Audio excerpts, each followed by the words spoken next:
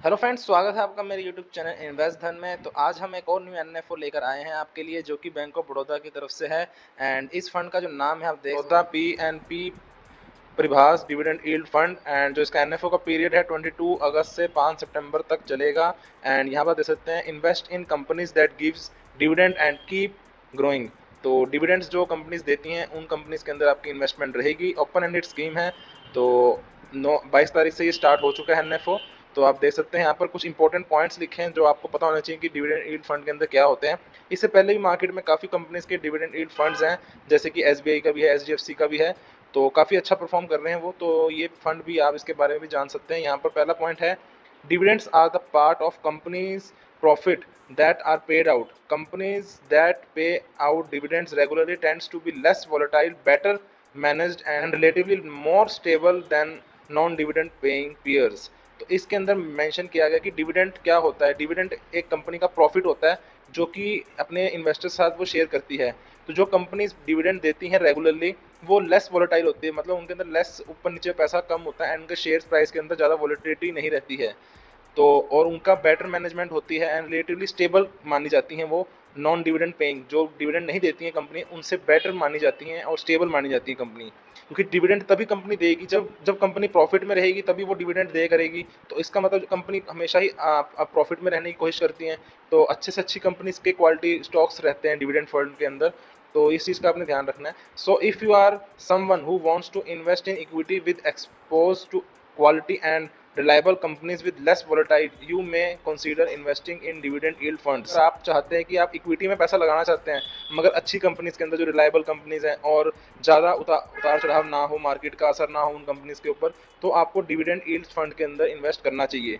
चाहे आप किसी भी कंपनी में करें, मगर ये अभी नया एनएफओ आया है तो इसका एनएवी सिर्फ 10 रुपये में होगा, तो आप इसको कंसीडर कर सकते हैं। तो यहाँ एंड यहाँ पर लिखा हुआ है advantage of investing in dividend paying companies. तो यहाँ पहला पॉइंट है, tends to focus on cash flows leading to better financial management. And in companies में फोकस किया जाएगा जिनका कैश फ्लो अच्छा है एंड फाइनेंशियल मैनेजमेंट उनका अच्छा है, बेटर है, तो उन कंपनी के अंदर इन्वेस्टमेंट की जाएगी। They are better at generating returns of capital employed as ideal cash is dispersed. They tend to generate higher return as they pay out dividends and provide capital appreciation. They are likely to fall less during crisis, thereby protecting the investors' money। Companies होती हैं वो higher returns generate करती हैं जिससे कि वो dividend pay out कर सकें। अगर मार्केट के अंदर फॉल आता है, क्राइसिस आता है, तो ये प्रोटेक्ट करती है आपके मनी को, इन्वेस्टर की। तो उस चीज़ के अंदर भी ये हेल्प करता है कि आपका पैसा सेफ रहता है इन केस ऑफ क्राइसिस। जैसे पीछे जब कोविड आया था तो उसके अंदर भी डिविडेंड्स वाले फंड कम फॉल करे थे एज कम्पेयर टू दूसरे फंड्स। तो ये चीज़ इन्होंने मेंशन करी है। एंड यहाँ पर देख सकते हैं Nifty dividend opportunity 50 TRE versus Nifty 500 TRE. तो ये चीज़ इन्होंने मेंशन करी कि जो डिविडेंड अपॉर्चुनिटी 50 टीआरए है उसका ग्राफ यहाँ पर मेंशन किया हुआ है। ऑरेंज से जो दिखाया हुआ है वो निफ्टी डिविडेंड अपॉर्चुनिटी 50 टीआरए है एंड जो ग्रीन के अंदर है वो निफ्टी 500 टीआरए है। तो पावर ऑफ कंपाउंडिंग बताया हुआ है। अगर ग्रोथ ऑफ 1 लाख, अगर आपने 1 लाख इन्वेस्ट किया था तो आज की डेट में उसका जो जुलाई 2024 तक उसकी जो वैल्यू हो चुकी है, अगर आपका निफ्टी 500 टीआरए में था तो 6.7 लाख, एंड अगर आपका डिविडेंड 50 टीआरए में था तो 10.4 लाख। तो इस चीज़ का मैंने मेंशन किया है कि निफ्टी 500 से बेटर रिटर्न जनरेट करता है Nifty dividend opportunity 50 TRA. How do we choose companies? तो कंपनीज किस तरीके चूज करी जाएंगी? The champ companies. तो सी का इसमें मेंशन किया है, companies that have a track record of regular paying dividends. जो कंपनीज रेगुलरली डिविडेंड पे कर रही हैं, इसका मतलब वो अच्छा परफॉर्म कर रही हैं, प्रॉफिट जनरेट कर रही हैं, वही कंपनी डिविडेंड्स दे रही होंगी। तो सी से इन्होंने बताया है कि हम उन कंपनीज में लगाएंगे जो रेगुलर डिविडेंड पे करेंगी। एच से लिया है इन्होंने high free cash flow business that have A history of paying high free cash flow. जिनका कैश फ्लो अच्छा है, अच्छा ट्रैक रिकॉर्ड है बिजनेस के अंदर, हाई कैश फ्लो है, कैश की प्रॉब्लम नहीं है, उन कंपनीज को चूज किया जाएगा। ए का मतलब है avoid dividend traps, companies with high dividend yield but falling market prices, higher debt and overall weak fundamentals. उनको अवॉइड किया जाएगा, जो डिविडेंड ट्रैप को अवॉइड किया जाएगा। जो कंपनीज डिविडेंड तो हाई दे रही हैं बट मार्केट प्राइस में वो फॉल कर रही हैं, हाई डेट है, कर्जा उनके ऊपर ज़्यादा है, एंड ओवरऑल उनका जो फंडामेंटल है कंपनी वीक है, तो उनको भी अवॉइड किया जाएगा। एम का मतलब है market agnostic portfolio, looking for dividend paying companies across all market caps. तो सभी मार्केट कैप्स के अंदर जो जो डिविडेंड देने वाली कंपनीज होंगी उनको चूज किया जाएगा। पी से है price, looking for reasonable price growing companies, जो जिनका रीजनेबल प्राइस होगा, जो जिनका प्राइस रीजनेबल होगा उनको कंपनीज को चूज किया जाएगा। Who should invest? Investors who want to create wealth in the long term and are willing to stay invested for 3 years और मोर। 3 साल से ज़्यादा का टाइम ओरिजिन होना चाहिए, उनको इसके अंदर इन्वेस्ट करना चाहिए। And investor who want to diversify their existing portfolio by investing in high quality and dividend paying companies.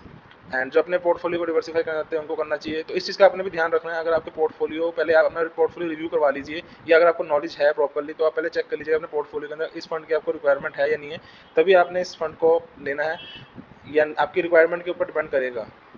Investors looking for the better risk return trade off, and जिनको risk कम लेना है एज कम्पेयर टू, एंड अगर आप retirement fund है आपके पास कुछ है, आपने रेगुलर पेंशन भी लेनी है, तो आप इस फंड को कंसीडर कर सकते हैं। एंड यहाँ पर देखते हैं फंड फैक्ट्स। एंड इसका जो बेंचमार्क रहेगा निफ्टी 500 TRA रहेगा। लोड स्ट्रक्चर की बात कर लेते हैं। एंट्री लोड नील है। एग्जिट लोड के अंदर अगर आप 10% से ज़्यादा का अमाउंट विड्रॉल करते हैं 1 साल से पहले, तब आपको एग्जिट लोड 1% लगेगा। एंड अगर आप 10% के अंदर अंदर अपना रिडीम करते हैं 10% तक, तो कोई एग्जिट लोड नहीं लगता है, उसके ऊपर आपको 1% देना पड़ेगा। फंड मैनेजर का नाम यहाँ मेंशन किया गया है। 24 ईयर्स का उनको एक्सपीरियंस है। मिनिमम इन्वेस्टमेंट आप लमसम की 1000 से कर सकते हैं। एंड एप्लीकेशन अमाउंट मिनिमम 1000 है। एंड SIP आप 500 से भी कर सकते हैं इसके अंदर। बाकी आप रिस्को मीटर इसका वेरी हाई रहेगा। बाकी अगर आप इसके अंदर इन्वेस्टमेंट करना चाहते हैं तो लिंक डिस्क्रिप्शन मैंने दे रखा है, आप वहाँ पर क्लिक करके इसके अंदर इन्वेस्टमेंट जर्नी को अपनी स्टार्ट कर सकते हैं म्यूचुअल फंड के अंदर। एंड कोई भी आपको डाउट है किसी तरीके का तो आप कमेंट करके पूछ सकते हैं। एंड डिस्क्रिप्शन में मैंने अपना व्हाट्सएप नंबर भी दे रखा है, उस लिंक पर क्लिक करके आप डायरेक्टली व्हाट्सएप पे भी हमसे कॉन्टैक्ट कर सकते हैं। हमारी टीम के साथ आपकी पूरी सपोर्ट की जाएगी इन केस वो अपना पोर्टफोलियो डिज़ाइन करना चाहते हैं। एंड पूरी सर्विस फ्री रहेगी। अपने सब्सक्राइबर के लिए हमारे सभी उनके लिए सर्विस फ्री है। तो thank you friends, have a nice day, bye bye.